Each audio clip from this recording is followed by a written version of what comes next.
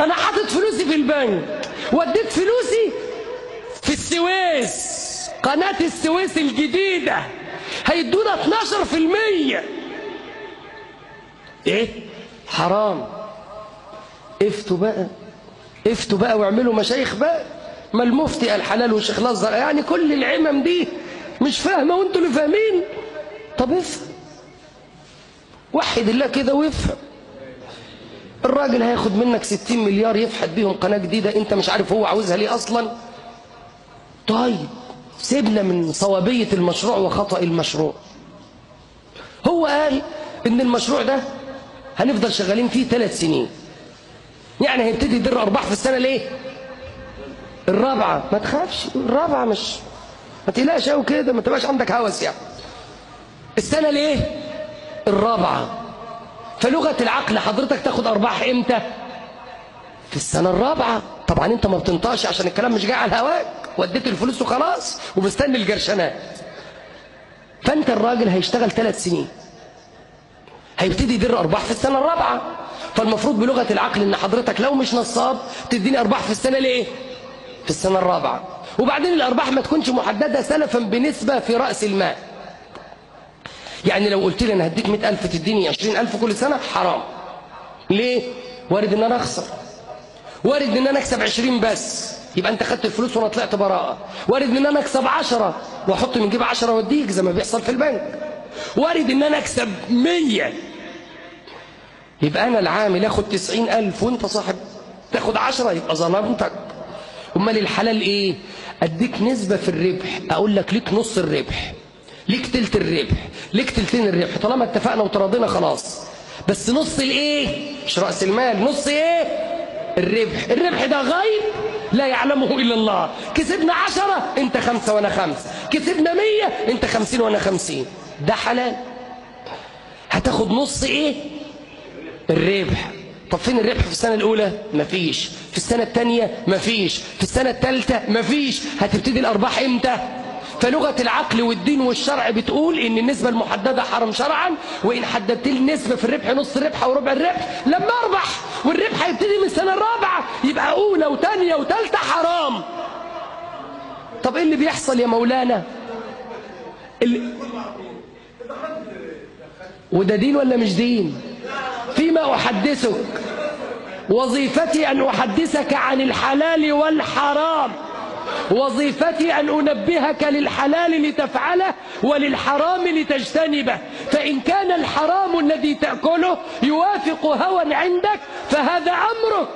أما أهل العلم فوظيفتهم أن يبينوا الحق للناس، وإن كانت الغالبية على باطل لا تخشى الله تدلس على خلق الله فليس هذا ذنبا لنا. وليتكلم الناس بالعلم لننبه الناس للحق لنحذرهم من الباطل لا لنعمم الباطل. إن لم يعجبك كلامنا فاسمع لأهل الباطل واتبعهم، هذا أمرك. أما وظيفة أهل العلم فبيان الحق لأهل الحق ولطلاب الحق.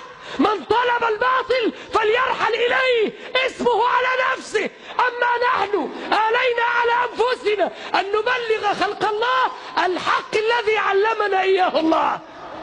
من خاف فليرحل، من يخشى غير الله فليرحل.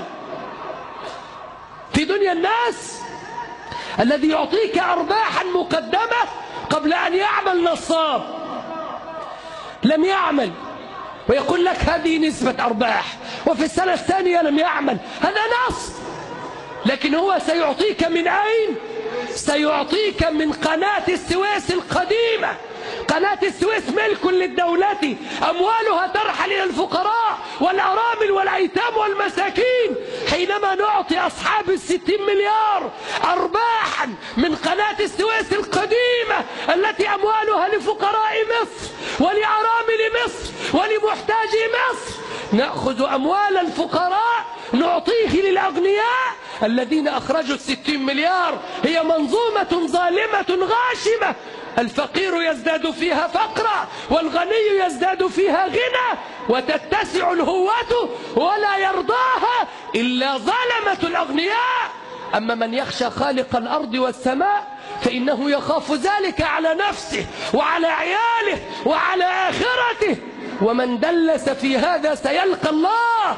قال ربنا وقفوهم وقفوهم إنهم مسؤولون. الكل سيقف بين يدي الله وسيسأل بين يدي الله وسيجيب عما اقترفته يداه. فإن رأيت الباطل وألفه قلبك أصبحت مشاركا، فإن اشتركت في الباطل أصبحت ذا اسم عظيم. فأقل القليل إن لم ترفض الباطل بلسانك فلترفضه بقلبك.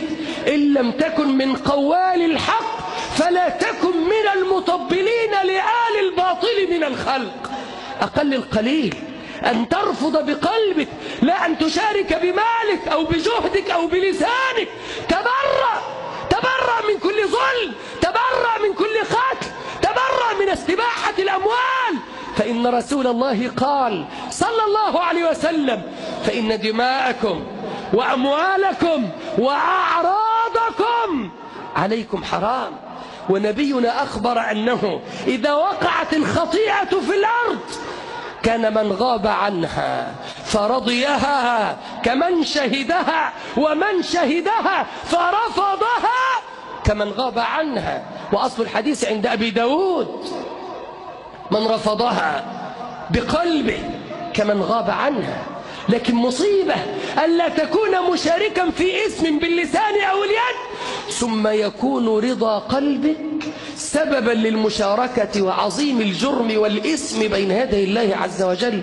مصيبة أن تضيع آخرتك من أجل دنيا غيرك. رسول الله قال: فإن دماءكم، دماء كل المسلمين حرام.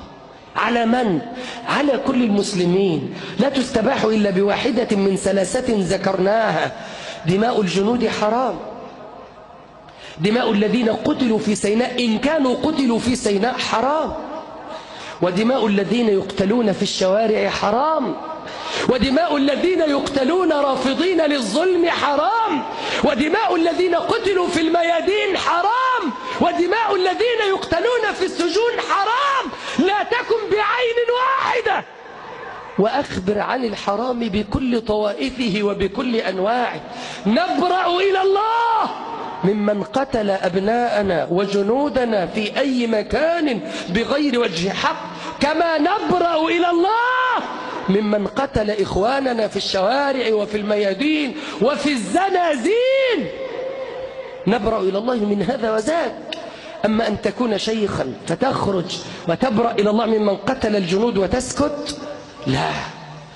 أن ترى الدماء مراقة من كل الفصائل الإسلامية مغيبها وغير مغيبها وتسكت، أو تتكلم في فصيل دون فصيل، أو لا تتكلم في الدماء أصلا. فإن السلف قالوا: من رحل إلى بلد تراق فيه الدماء، دماء الموحدين، وتكلم في الصوم والصلاة فهو خائن لله. اعقلوا هذا. إلى الساكتين، إلى الخائفين.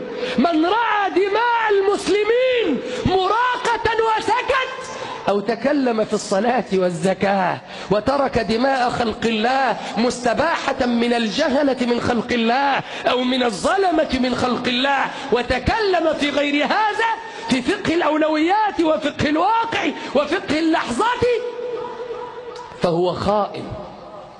إن دخلت عليك وحدثتك في الصيام والصلاة والزكاة وتركت الحديث في الأمر الذي يعم أهل الأرض فأنا خائن، أدلس عليك، أوجهك لغير التوجيه الصحيح. إلى الساكتين، إلى الخائفين، إلى المدلسين، إلى بائعي الدين، إلى المترخصين: اسمعوا، ولقد جئتمونا فرادا.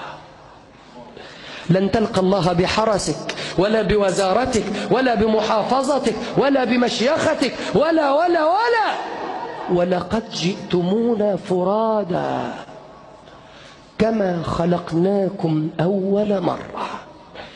كيف ولدت؟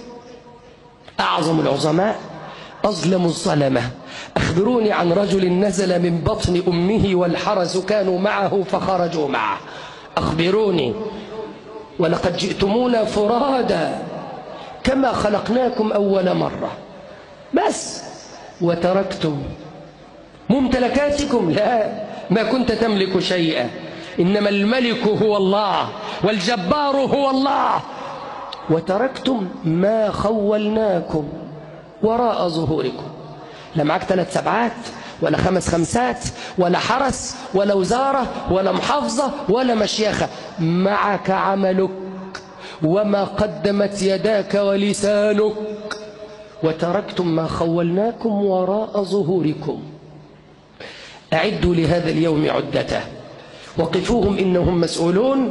من علم أنه مسؤول فليعد للسؤال جوابا. أما ما حكم الدماء المراقة الآن في بلاد العرب بالأخص في العراق وسوريا، ما حكمها؟ هذا ما نسأل الله أن يعيننا على بيانه بعد جلسة الاستراحة إن شاء الله.